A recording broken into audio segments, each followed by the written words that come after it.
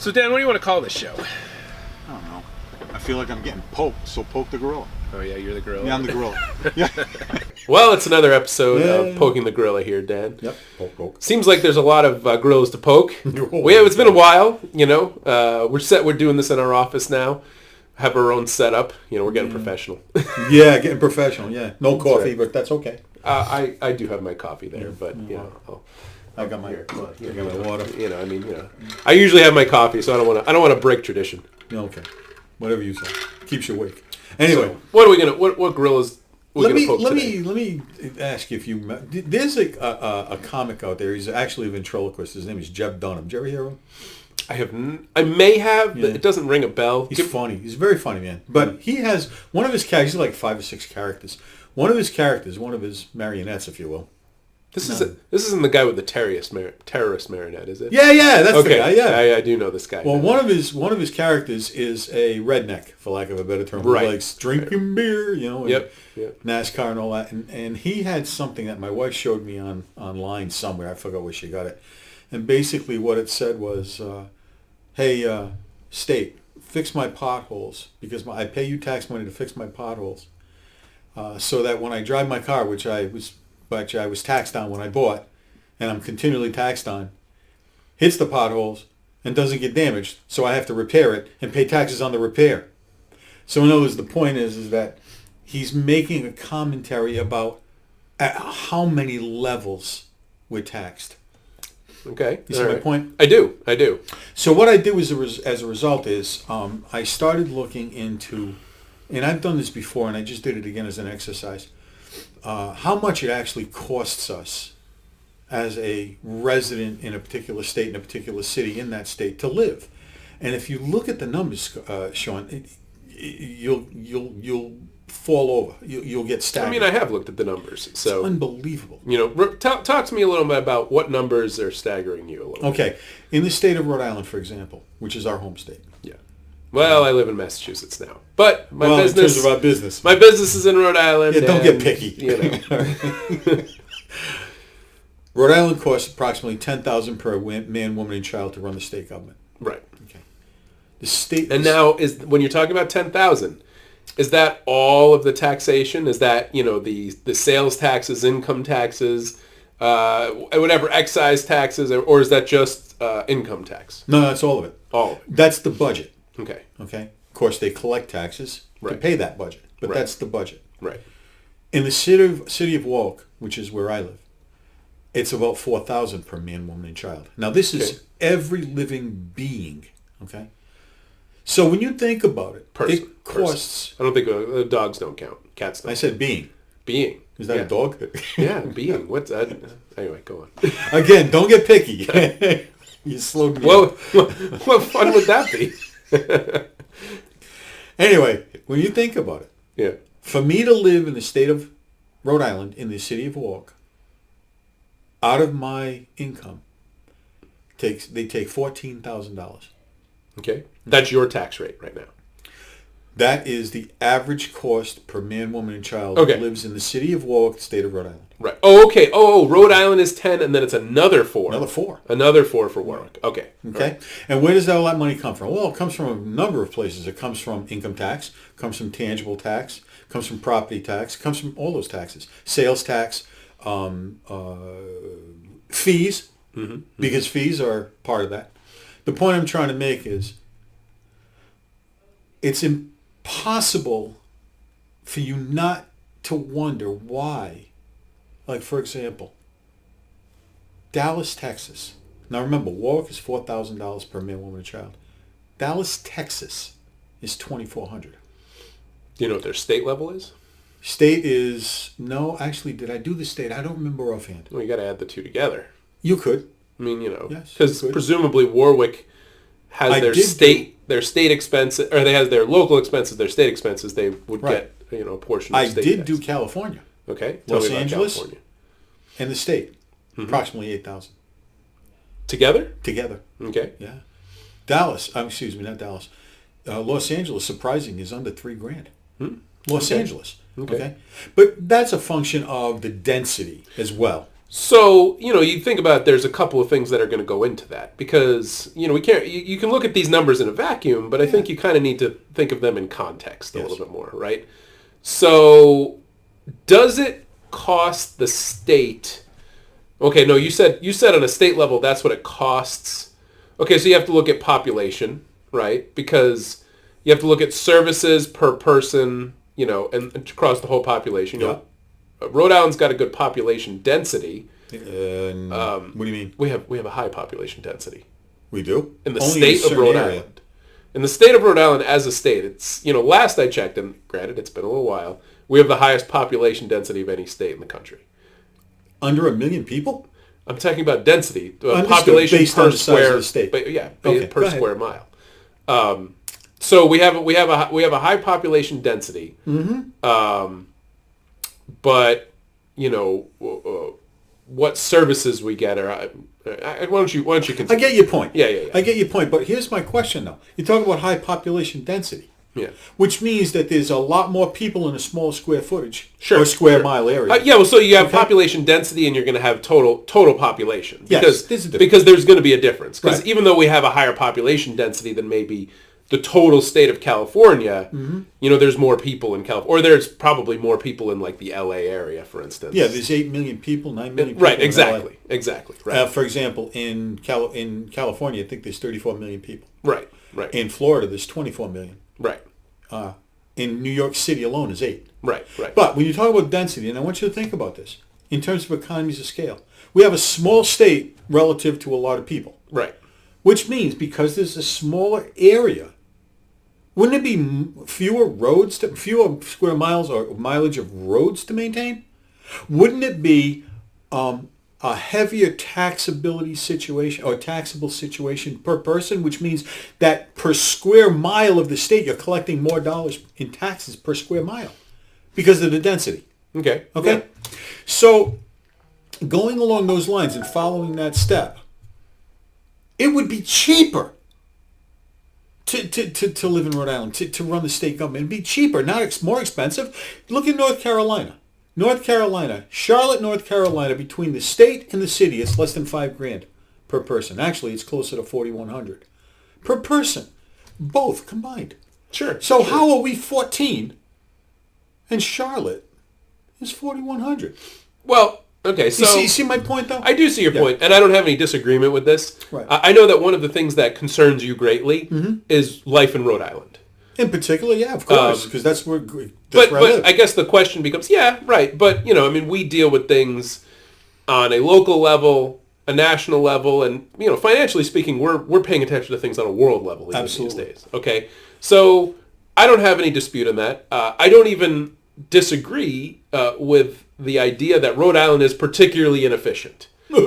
That's being kind. Again, I don't even live in Rhode Island anymore, so I only have half an interest that I may have once had in that. You know what I mean? Like, it concerns me, but, like I say, I've already kind of have a foot outside of Rhode Island. And that's a shame because I love Rhode Island. I think I went to college here and I decided to stay here stay in Rhode Island for most of my adult life.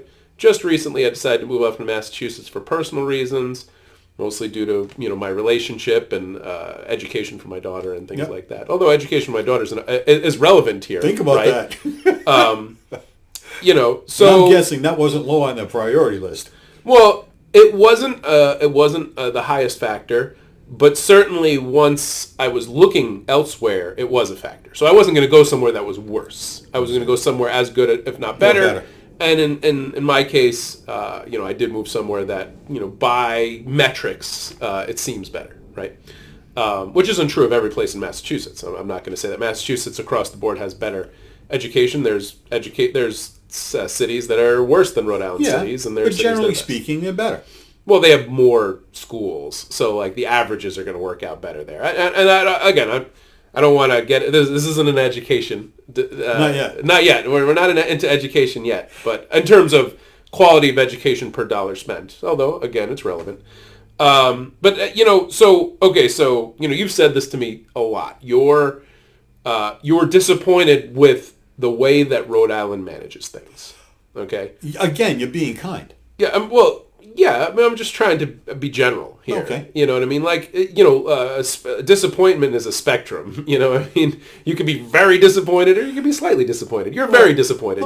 Let me add a dimension to that. Yeah. I feel like I'm getting my pockets picked. Sure. I feel like I'm being robbed. Okay, so here we live in a country, though, right now where, people could empathize with you on one level, but we also live in a country that you're free to go somewhere else. Yes, absolutely. And actually, in our career, the way our career is moving, most of our clients are geographically located, but, the tools and technology we have, you don't even necessarily have to stay here. But you're absolutely right. I have the option to move, which is an option. And given it's Rhode Island, you don't even have to move very far to get out of Rhode Island. No, it's true. But understand that why should we enable the state to go down the tubes? In other words, why doesn't it make sense you said yourself you love Rhode Island, but you left Rhode Island. Yeah. But you left Rhode Island for various reasons, not necessarily taxation, but you left Rhode Island for various reasons. Yeah, actually, Massachusetts is a higher taxation state. It's a higher percentage taxation state? Yeah, well, your income tax is higher. You still pay excise taxes on cars. I live in a town that's got, moderately decent real estate taxes. So I don't think I moved somewhere cheaper. Well, we could debate that too, but I get it. You know what I mean? I mean, well, then again, I don't know what did you look at Massachusetts? Yes. What their average cost? $5,400 is state of Boston. State of Massachusetts. State of Massachusetts, and then I would have to go to my particular town. Did you look at Boston? I did. What was Boston? $3,900. $39. So total, you're still only looking at $9,000. Yeah. So the state of Massachusetts would be more efficient in that respect. And again, and less so now than it was 10 years ago. And I mean that's an interesting analysis that we've done here. I'd have to think more about if there are any holes in looking at it in this particular lens, because there could be, but I could debate it. I can't think of it off the top of my head. But you know something, Sean? You could poke holes in those numbers all day. That's absolutely true. It depends on your agenda. All I'm looking at, and why I'm concerned about this, okay, is for a practical reason. Every year, it seems like I have less and less to spend, less and less to save. Every year. And that's the metric that I care about. Sure. I mean, we could analyze it all day. That's what most people care about. And we could poke holes in the analysis all day. The fact is last year I had this year I got this. Right. And there's a reason for that. And the reason is because every year the powers that be take more. They take more. In this state. Or I would say now here's in general. Okay, so this is where I was going. Again, Rhode Island. Quite honestly, I mean, again, I love Rhode Island, but the majority of the country, the majority of the world, if, hey, this will be on the internet at some point, anybody could listen to it, right? Let's hope they do. Rhode Island is not really all that important to most people. Is this something? Get that. I mean, it's important to the people that live here. Yes. And I mean, it may be important to people that vacation. I'm not minimizing Rhode Island again. Businesses here, lived here for 20 years, love the state. Mm-hmm. But unfortunately, and I think that, to tie in Rhode Island, I think that's sometimes what the Rhode Island legislature misses, is that on the grand scale, nobody cares. I mean, I hate to say it that way, but... Which is sad because enough people cared to leave. Enough people care to leave, but that's the thing, is if Rhode Island were to go to shit, we're gonna... Well, I cursed, it's all right. Damn you. We're gonna allow cursing on this one. Then it wouldn't even... How much would it affect the country as a whole, even? In a sense, there is a ripple effect. There's no doubt. Okay, let me give you a dramatic example. Okay. Central Falls. Okay. Okay, the local city, a mile square, local town that went broke. That affected our budget. That affected the state's budget because the budget had to bail out Central Falls. Right. Okay. Take Rhode Island. Rhode Island goes to hell. Mm-hmm. Okay. And by the way, it's not unprecedented because it happened in New York City where the feds came in years and years ago, back in the 70s. And New York City isn't Central Falls, though. No. I'm making, but I want to tell you something though. 8 million people in New York City. Rhode Island has 1 million people, right? Rhode Island is a little bigger than Central Falls. Yeah, but New York City, hold on, let's not, because this is something I'm actually somewhat interested in, population densities, and New York City is one of the largest cities in the world, as long as you count the whole city. meaning the New York metropolitan area, Yeah, which all like five 20 boroughs. something million, or it might even be higher than that. Well, the 5 boroughs is 8 million. No, but you have to include, because if you look at it as a Long city Island, et cetera, and you et cetera. compare it to other cities, including things like Los Angeles, Dallas, and then you go worldwide, you go to like, Beijing and Hong Kong and things like that.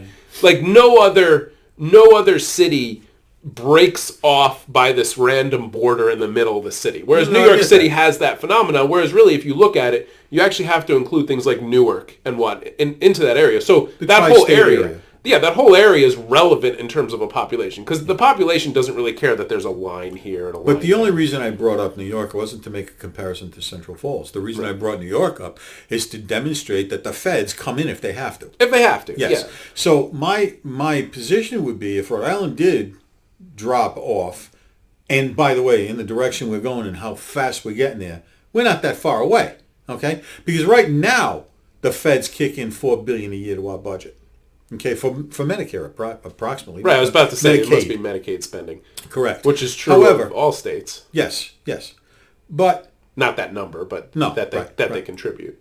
But if the state of Rhode Island falls off, that's an impact. That's a big impact. But here's my more... Go ahead. I was about to think, but actually, by your metrics so far, if everybody in Rhode Island started to move, did you look at Connecticut, for instance? What was Connecticut is second, is number one in the country. It was number one in the country. Rhode Island is about even with them now. Okay, all right. So that's interesting, because Rhode Islanders, if they were to leave but not go very far, they're likely going to go to Connecticut or Massachusetts. They go to Massachusetts, essentially, if they don't go Predominantly. far. Right. So, on some level, if most of Rhode Island decide to move to Massachusetts, by what you've said, that would actually be better for the country, because Massachusetts is more efficient at spending. Yes. So But less what that people would in the state that's inefficient at spending would be better overall. It's a spiral effect. It's a debt Better. spiral. And I get it. It's a debt spiral, though, Sean, because what happens is, proportionally, when one family leaves Rhode Island and their tax dollars leave Rhode Island, that causes... You got to take a call? No, but I didn't turn off my ringer. That's all right. Don't worry about it. So what happens is, it's a multiple effect. You have a budget that every year is increasing. Why? Because there's fewer people to pay the bill, and there's more people that are demanding money from the state. Right, but then... Wait, let me make my point. So now, you have fewer people paying a bigger bill, which is going to exacerbate the problem, which means more people are going to leave on quicker. In other words, they're going to you're going to get people to the breaking point quicker. But what happens is, in Rhode Island, and I'm sure this is not unique, in Rhode Island, they don't care about that. They care about getting reelected. And if you look at the states of Rhode Island's density in terms of municipal and state workers, do you know that almost 18% of this working population works for state or municipal government? Oh yeah. I mean, So- actually, I thought it was higher at one point. It may have been. I mean, at one point when I saw it was close to 20, I thought it was close to 30 at one point, which it would be worse in terms of ratios. 18's enough. But 18's certainly not And good. you know why? That's how they get reelected. Because these people, and I don't blame them, they're voting their jobs, Sean. They're voting for the people that give them their job security. And I get that. But the problem is, the rest of us are paying the bill. Look at this evergreen law that that our governor just signed into play. You know about that. I do. Now- Well, I know enough to hold Well, a... what it is card perpetual contracts. Right. Okay? Right. Now, look what happened in Coventry. They're talking about laying off 100 teachers. Okay? And I remember, and I don't know if it was the NEA president, who I think is George Nee, or if it was the the American Federation of Teachers president, who said that you're not taking away the city's tools, because they still have the tool of layoff. So now they're laying off in Coventry, and people are going bananas. But the group can't get their contract is locked in, but you can lay off individuals or, You can lay or off people. sections of people. You can Right. lay off people. You can lay off. They're talking about laying off. But per person, they're kind of locked in with this. Yeah. But their option, if they don't have the money to pay, Is to reduce the number of is to people. reduce the number of people. Right. So they'll lay people off. Now, who's that going to hurt? Well, and teachers, it's going to hurt the students. It's going to hurt the students, going to hurt the teachers, going to hurt the town. Yeah. It hurts everybody. Right. So what you've done is you've given a group of people an elite status. You've given them the ability to not worry about free market conditions.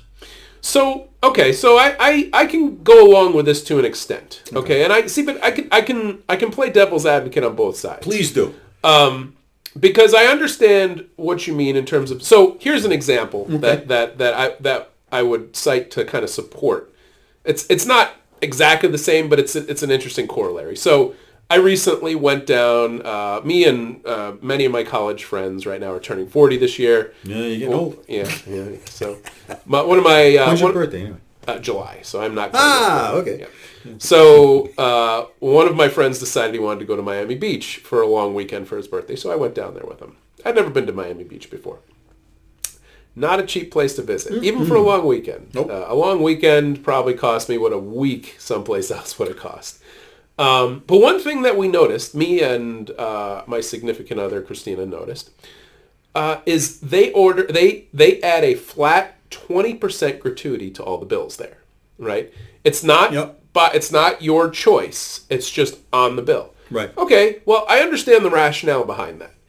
You know, too many vacationers come down there. Sometimes international vacation. People. Well, international people come in who maybe don't live in a culture where tipping is the norm, or certainly not in restaurants. Where in restaurants, tipping is usually the wait staff's primary source of income. Correct. Right. So we understand. Most people understand in this country. Well, you gotta pay. That's how they're getting paid, right? So they put this flat 20% gratuity on there. But one thing that's true about the general tipping culture is you tip based on the service you received, right? We noticed that with the 20% gratuity being automatic, the service was significantly worse. It took a lot longer to get service. If we asked for something, it took significantly longer. Yeah. And, I don't think that there's anything substantially different about those people down there. But yeah, there wasn't that pressure on them to do their job better or to work harder because they knew they might get more money. They're going to get the same amount of money no matter what. So you could tangibly feel it. When you go to a good restaurant up here where it's your choice what to tip, you get some stellar service. You still get bad service, but on average, I felt like, and again, this is perception, anecdotal. Yeah. You got better service when it was choice. And quite frankly, I tip 20% most of the time because I understand it's their source of income, and for most part, servers do a pretty good job. But I tell you, there was times down in Miami where I would have tipped less than that, maybe 10-15%, just because they did such a bad job and they were so slow at responding to your requests. So if you translate that up to this evergreen law, now it's not exactly the same. So see, this is where I play same both. Principle. It's the same principle. So I agree that if you remove pressure to perform, there often could be a negative consequence, right? But at the same time, in the teacher realm, I also believe that in some of the human services type professions that we have in this country, teaching, child care, senior care, child care, senior care, things along Medical those care, lines. yeah.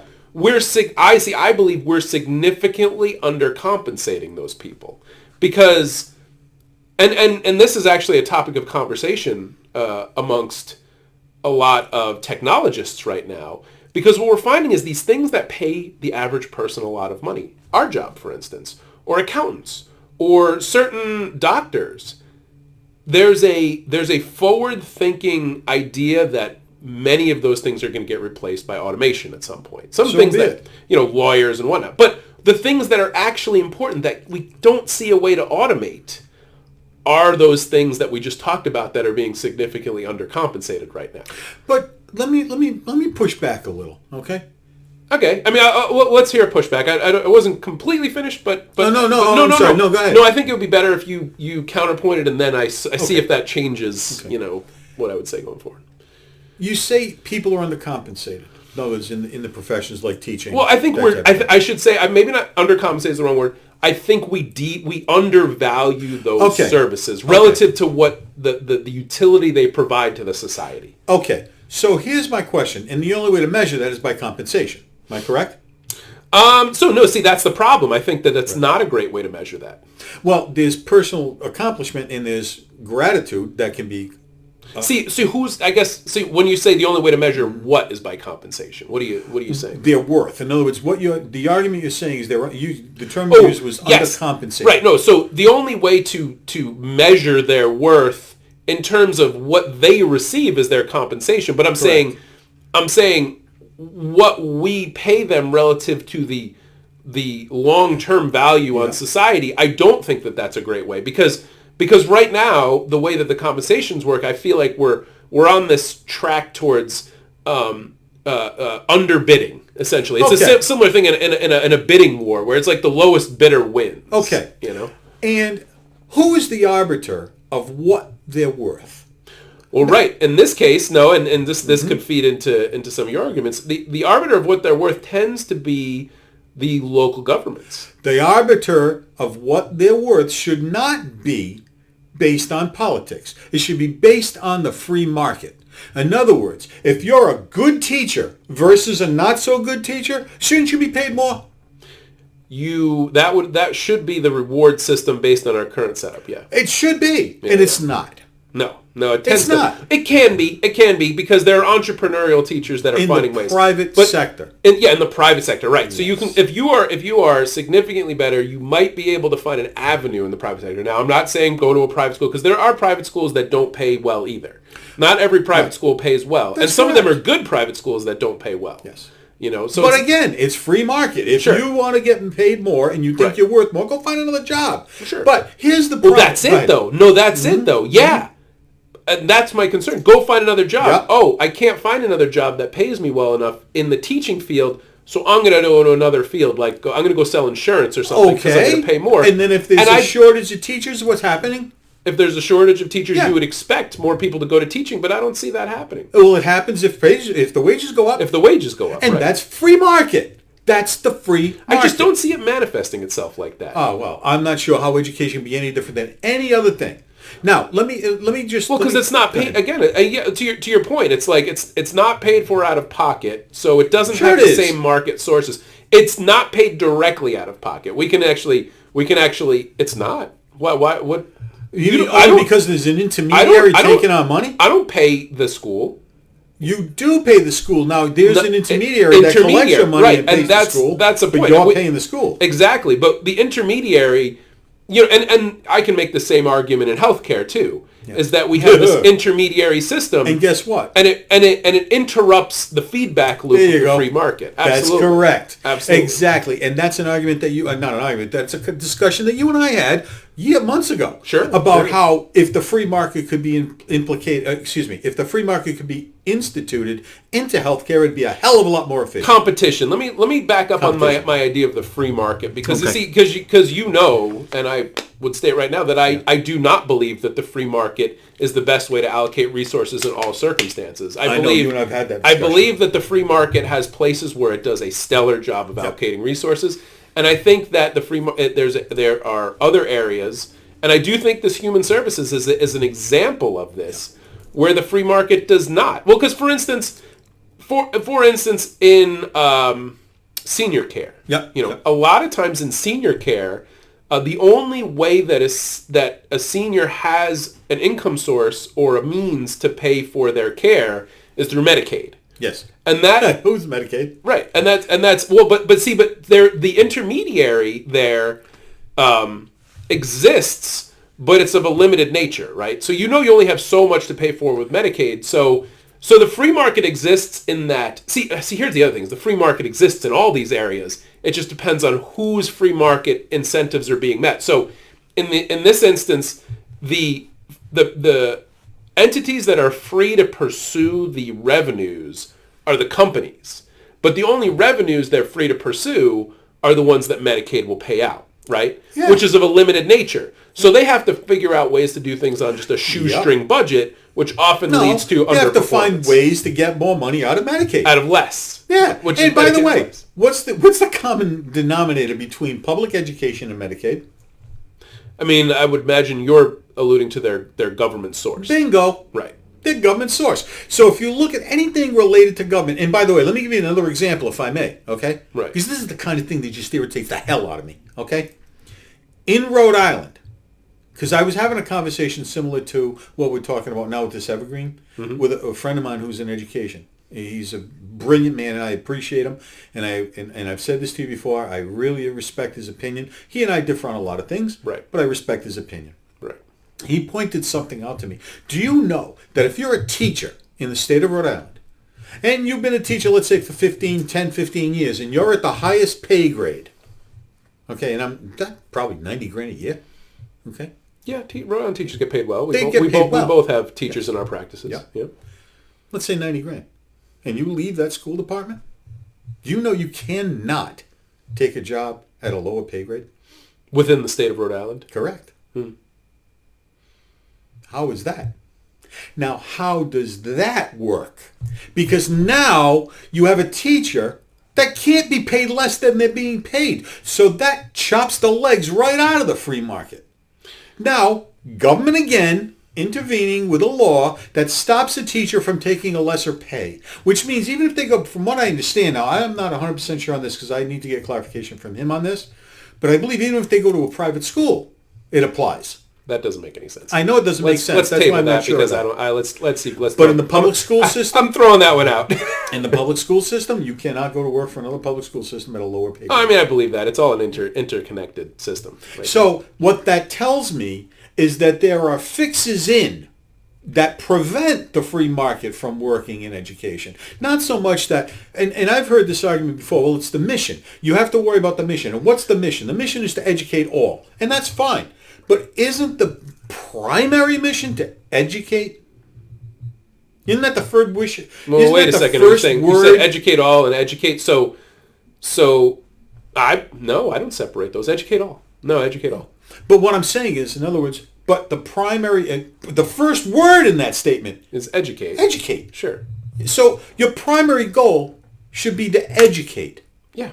All, but educate. So now, if you take that incentive away with this Evergreen law, when you take it away with that pay grade scale, like you said earlier in the conversation, you're taking away the incentive to do a good job. You're taking away the incentive to be better at what you do because you're competitive. But when you're not competitive, what's the point? And what is that? Well, there's a subsection of people that will work hard no matter what. But but I think often that goes away quick.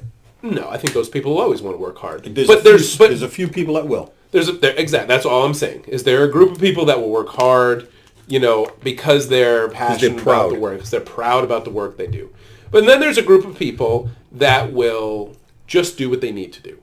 You know what I mean? And without that pressure, they might do only the bare minimum or less or average. Yes. And then there's a group of people that actively try to do as little as possible. Yeah. I think, again, like many things that operates along a bell curve, the majority of the people are probably in the middle where they want to do, as much as they need to do their job, but not really a lot extra. And actually, I think on the whole, and let me support teachers here in saying that a lot of teachers that I know, they do more than they need to. You know what I mean? So in the teaching realm, in what I've seen, at least in this geography, most teachers are seeking to go above and beyond. These people will go and they'll spend their own money. See, and that that's why you have other things like, for instance, the recent tax code changes, where unreimbursed employee expenses that hit teachers hard. Sure. Because in a lot of places they don't get money to outfit their rooms. I mean, they want to be good. They want to have a good environment for their students. They go out and spend on it. Now it's all out of pocket. It's not even tax deductible. So it's like... First of all, I want to agree with you that I'm not here to try to vilify teachers. Teachers, by and large, are an important part of our society. Absolutely not. No doubt. Let's make sure that's clear. Right. However, I look at results too. Right. Okay? You have teachers, for whatever reason, maybe they're being stunted They can't do a good job. They can't do a good job in a lot of cases. And when I say they can't, there's a lot that do. Okay? But if you look at the standing and the product that's coming out of our schools, and use Rhode Island as an example. You look at the product that's coming out of our schools. It's disturbing how bad the product is. Listen, when I had this conversation with my local representative, my House of Representatives guy, okay? And I said to him, you have to have reasons. People are selfish. They need a reason to be here. Yeah, they purpose. need a reason. Purpose. There has to be a purpose. There has to be a reason. It has to benefit them and their family. When you have a high tax rate, you have bad schools, you're not going to get a company to come and locate here. You're not. As a matter of fact, people are leaving. Companies are leaving Rhode Island. You have a client at a big company down in Davisville. The only reason they stayed is because they renegotiated their energy rates. Right? Is there any other reason for them to stay? Why wouldn't a company like, and you know... Well, there's a cost to move, right. So they have to do the cost benefit. And yeah. Yes. So they were able to work out a deal that it would be more costly for them to move. I mean, the immediate costs would be more to move than to stay. That's why they stayed. Regardless of the energy rates. But if you project it out long enough, if that cost would be recouped by going somewhere cheaper to operate, then you'll do that. That's correct. Do you think any company is going to sit down and say, wow, we like Rhode Island, we're going to stay in Rhode Island? No, it's dollars and cents. Sure. If it makes sense to stay, they stay. If it doesn't, they leave. Right. And it's a very simple way to look at it. Okay? It's a very simple way to look at it. But all these factors go into play when a company's A, deciding to come here, or B, deciding to stay. Mm-hmm. I know it was a joke when Governor Raimondo put together a team to try to attract Amazon. I mean, that was a joke. But no, you don't think we could have got Amazon? Okay. Frankly, under the current circumstances, no. But no, I don't think so either. But I want to tell you something. So if things were different, yes, we could. Okay? And I want to tell you something else, too. I just mentioned Davisville. All right? Are you aware of what a jewel that facility is? I want you to think about something, okay? Are we talking about there's like a... Quonset, Davisville. Quonset, yeah. Yes. Yeah, right. You have a deep water port, you have rail, you have air, and you have a highway system. You have all four methods of transportation and freight movement into that port. It is the largest automobile distributor on the East Coast. Did you know that? No, I didn't. NORAD. It's the largest East Coast distributor of automobiles. They take cars from overseas. You want to see it. Sometimes there's two car carrier boats in the harbor at the same time. They run like 500,000 cars a year through that place. It's phenomenal, okay? Amazon, through a company they own called Pinnacle, had a breakdown center that left because the state decided to assess them because they weren't using the highways enough. Okay? Fix it. What are you doing? If you lower your tax rates, if you work on improving the schools, there'll be short-term pain. There's no doubt of that. No, that's just okay? it. That's kind of, okay, go on. But what would the long-term benefit be? The long-term benefit would be insane. If you look at California versus Texas, you had, when I forget the governor's name, the former governor of Texas, they actually put out this is a few years ago, they put out a campaign to draw companies from California.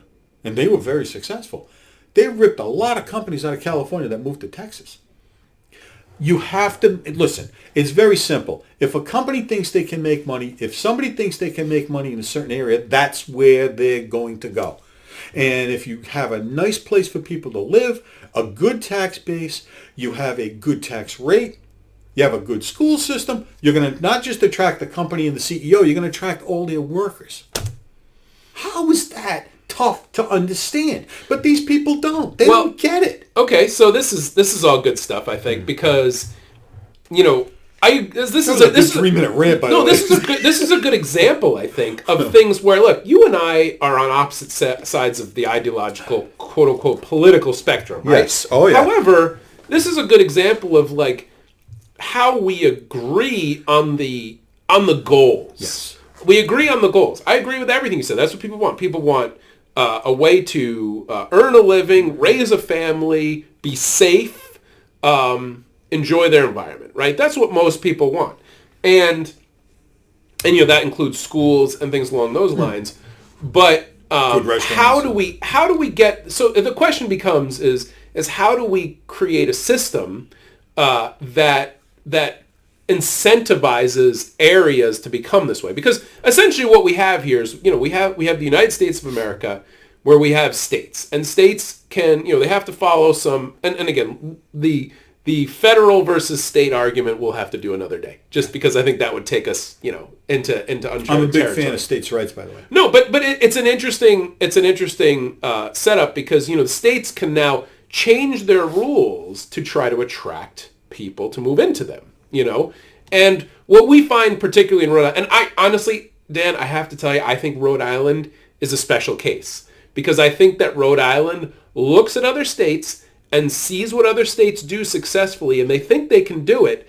But if you look at where Rhode Island is, the industry that's here, Rhode Island, I think, would need to look and see what are our strengths, and what reason do people have to come here, and seize upon that more, as opposed to saying, I think Texas did this thing that worked well, let's try to do that here. It's like, Rhode Island's not Texas. Why would you even think that something that works in Texas would work, or New York, or even Connecticut for that matter? Like, Rhode Island needs to look and say, look, nobody needs to come here. There's no burning need to come to Rhode Island. You've got to attract people with incentives to come to Rhode Island, because I mean, let's face it, what's our number one industry? Tourism. I mean, And it's actually gambling. Oh, well, tourism, gambling. Yeah, right. They're really interrelated, right? Yep. So, and this is, but see, then we get to where we disagree on this. Is your assertion is that the free market will distribute resources in a way that's going to create better outcomes. Correct. And this is where I think that's too simple. That's too simple. And I'm a more moderate. I'm a more moderate. You lean liberal. right left, but you're more. I'm a liberal person, but I lean more moderate in that. Look, I do. I can't deny that capitalistic competition, free market style competition, distributes resources to certain things in very effective ways. However, I think that you can get to a tipping point in society, and I think in some of the older establishments in our country, things like education, healthcare, is we reached a tipping point where free market stopped being the most efficient way to distribute resources more evenly across society. And see, this is, again, we might disagree, because I believe that education and healthcare, I don't believe that those should be privileged things as much as they are. And see, I think the free market solution would just create a more privileged group. And I think that that's dangerous. I think there's certain things where you want to incentivize people to seek greater rewards than their neighbor, because that's an incentive. But I think that education and healthcare are things that keep the opportunity. See, I'm a big believer in equal opportunity, not necessarily equal outcome, because equal outcomes dependent on everybody's individual effort. However, being healthy and educated are prerequisites for opportunity, and I think that should be more equally distributed. Okay. Let me. I don't think the free market will cause an equal distribution. I think it will just exacerbate an unequal distribution. Let me counter-argue that point. Let's start with this. Do you truly believe that every student in the United States is equal in terms of opportunity? No, because there's genetic factors in place, but we have no way of... Forget genetic factors. I'm talking social, economic. I'm talking about if you have an inner city kid in Los Angeles, and going to a public school in Los Angeles versus a kid that lives in Barrington, Rhode Island, going to a public school, that is not an equal opportunity. I say that is too simple of an example, because I think you can find somebody in Los Angeles. So on average, that may be true. Okay, so go with me on that. I just think in terms of... It's just not equal. Yeah, sure. It's not equal. Okay? However... It can be, but it often is not. It can't be. If it could be, it would be. No, I'm saying that you're going to find individuals in Los Angeles because of their environment. See, that's the thing, is like you can't completely... I'm not going to isolate the variable of education. Right. A person or a child's total opportunity is going to be based on their education, their health, their parenting environment. And see, these are the things that we are not at a point in society, nor do I want us to get to a point where we're going to start mandating parenting styles. But we are. Like that. That's what government does. Well, that's culture. Culture does that. No, government does that. Government mandates how you can discipline your child. Well, culture influences government. Does government mandate how you can discipline your child? Well, we have laws. Exactly. But you believe in the rule of law.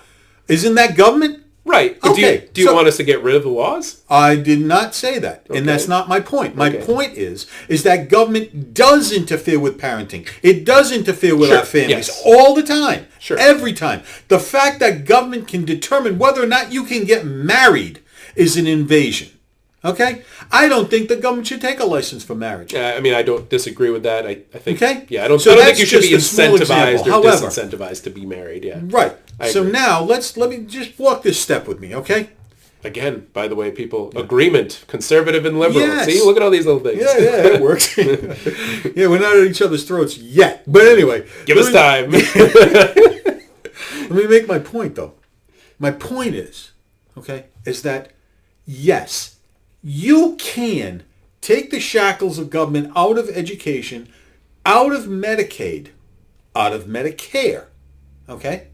And there will be entrepreneurs that will find a way to complete a job and get paid for it. Let me give you an example. Sure.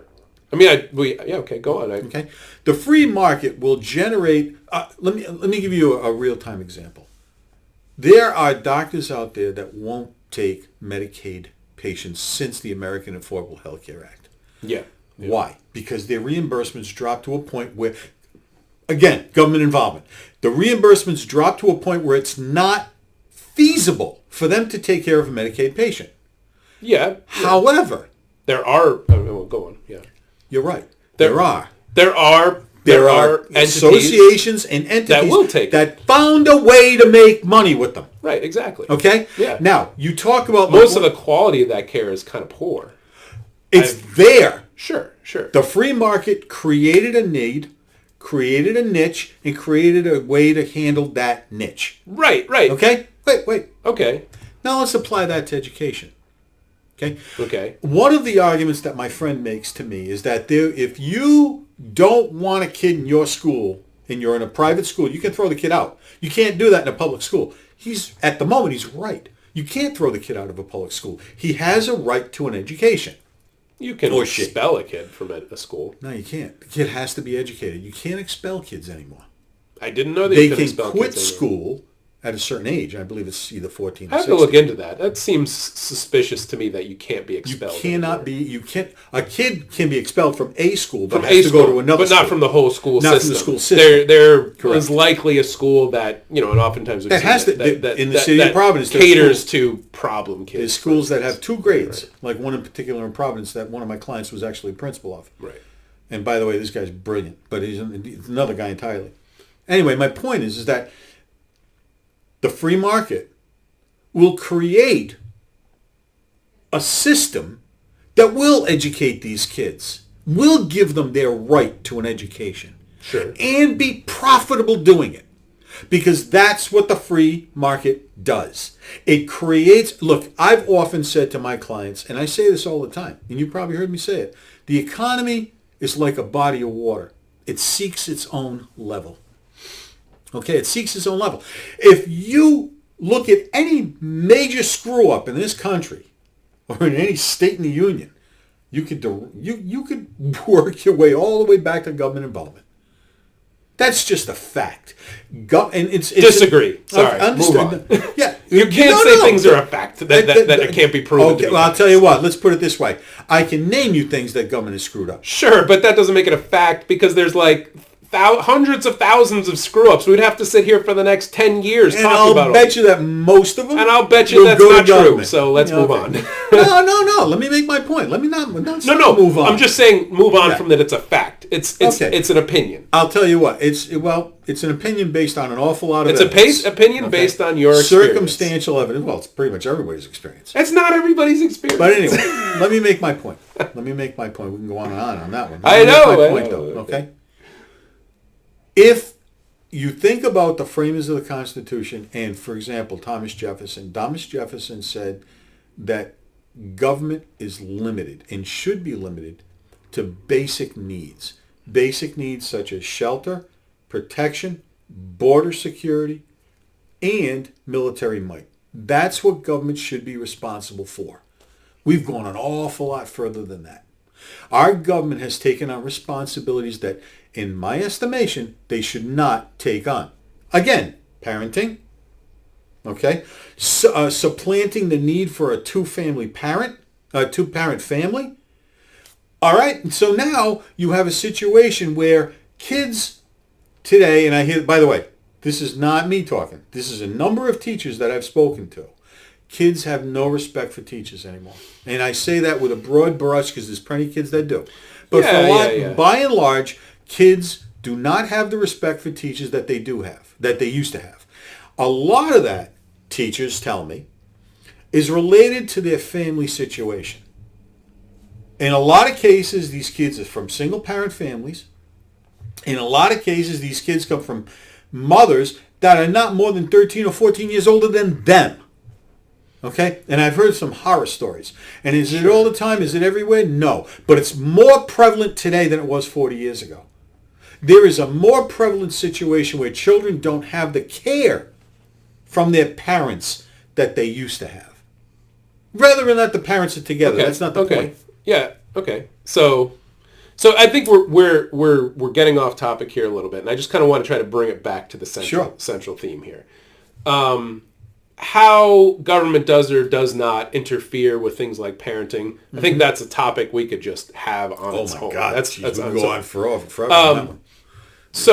But because I think we need to relate it to laws, and here's kind of something that I want to seize upon here. You said government should take care of basic needs. And this is something probably where we'll disagree. Okay. Because when I don't know off the top, but what was the population of the country when the Founding Fathers set up the initial doctrines of our country? There was 13 states, of course. Yeah. And there was approximately 3.5 million people. 3.5 million people. Okay. See, this is kind of, I think, relevant. How many people are there in the country 311. today? 311. So we have increased the population of this country by 100-fold. Yeah. Since the Founding Fathers created these documents, or created the rule set, right? And another thing, when we talk about basic needs, do you believe, I guess we'll just ask this question, and I'll tell you, do you believe that basic needs have not changed since the country was formed? Shelter, food, clothing. Right. So, exactly. And that will, first of all, you're not even guaranteed that in this country. I mean, you're not. Yes, you are. You're not, really. I mean... No, yes, you are. Again, here's another disagreement. How many people are dying of hunger in the state, in this country? I don't know. Practically none.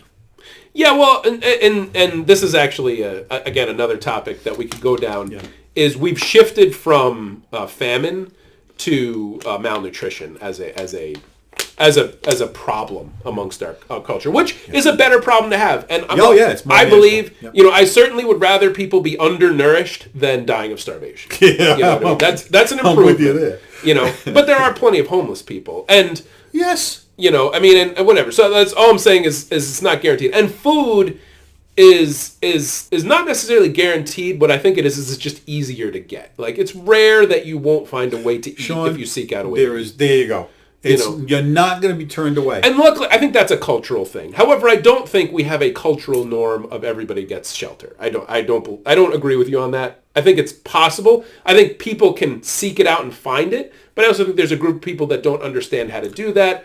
But that doesn't mean that they're not guaranteed. It's not guaranteed, though. It's only not guaranteed because they don't know where to find it. Because it's, first of all, they don't know where it is, but the quote-unquote guaranteed, I mean, my sister works for Section 8 housing, and that is one of the places where you can go, and you are not guaranteed. You are actually, it's very unlikely that you'll get shelter in that way. But you could go to a homeless shelter. Right, you could go to a homeless shelter, but, the homeless shelters have maximum space, and, I'm sure if we were to go out and poll homeless people, they would say if they've been there, they exceeded their amount of time they go, and then they would have to go to another shelter. And again, so I'm just saying that's why I disagree. You're splitting hairs, but I get it. Well, I have to because you're making blanket statements. Well, food and shelter are guaranteed in this country. Right, but the thing is that doesn't create food and shelter creates the ability to live. Correct. Right? But that doesn't necessarily give you the same set of opportunities as somebody who was born into, a rich environment. Absolutely right. And all I'm saying is I believe in equal opportunity. I believe in equal opportunity. But now we're going full circle. Yeah, that's the point. That's our central disagreement. You believe in equal opportunity. That'd be wonderful. If opportunity could be equal, that'd be great. The potential. Why? How about this? I'll say the potential for equal opportunity. Because yes, not everybody. You could have twins in the same exact household, in the same exact school, geography, parents, everything, and they're different. Yes. So by that, do they have different? By that, they have different opportunities. How? However. Huh? How is it different? Well, they have a different starting point. This is splitting biologically. Biologically. Okay, yeah. Even though they have the same DNA, they've done twin studies where they don't turn out exactly the same. Yeah. So all I'm saying is I'm trying to come to you a little bit in this and say, yeah, opportunity is not equal because it's not a true. There's no ability for there to be truly equal opportunity, right? But access to opportunity is equal. There's where we differ. I disagree with that statement. Okay. I think without at least, and again, this is a simplistic list, food, shelter, education, and healthcare. I think that is like that, in my opinion, that's where I see a better way forward for us as a society, as a species. As at this point, I think that finding a way to distribute those as equally as possible. And again, I'm not trying to say just give it to, take the production. I'm not saying a communist style of thing. I'm saying how can we develop a system where as equally as possible, people can get access to those basic needs. Free market. Right. This is where I don't disagree that could happen, but I also think that you'll never get there. And I think you'll never get there because people on average, across the society, won't accept the casualties that the free market demands to get there. That's what I don't believe. Because they don't have to. What do you mean? What I mean is they don't have to. In other words, right now, if you give somebody the opportunity to say, listen, I want you to pay for your medical out of your pocket. You go to the doctor, you pay. You go for an MRI, you pay. Everything out of your pocket. You're not going to have any insurance. Versus, give me a nominal number and you won't have to worry about any of this. What do you think they're going to choose? Well, they're going to choose the nominal number. Of course. Right. Of course. Path of least resistance. Sure. More security. Well, well, they are, but there's a group of people that won't because they feel like they can acquire more and get better service through their own efforts. That's correct. But there's a good large number of people, and that's why the government giveaways are popular. Absolutely not. I mean, okay. What I'm saying is, so what you think about this, though, it's not that somebody came up with this wonderful idea and said, listen, we're going to make sure that every American has health care, every American has food, every American has a roof over there. No, they didn't. You know how they came up with that? I can get elected if I promise people crap. That's how they got elected. Okay? Here's where we'll come full circle on a previous conversation. Go ahead. That's the free market at work. That's the free market? Yeah. Really? Yeah. You know why? Government taking over the purchase? I doubt it. See, actually, I thought of this the other day. Okay. And so let's kind of see if we can bring this in for a landing. And this could preview another conversation. Okay. I sincerely believe that government is a child of capitalism. Okay. It's not the same thing. Meaning that the free market, so capitalism, in the form of capitalism, is that we have an exchange of goods and services for some sort of medium. You know what I mean? And I'm not talking about dollar. Currency tends to be the predominant medium in capitalism. Right. We've had barter systems and everything, right? And there's also quid pro quo. Quid pro quo, right? But all of that, if we call all of that, a capitalistic exchange resource system, right? It follows that the government that we have today is an evolution of how the free market, meaning there was a free market for leaders.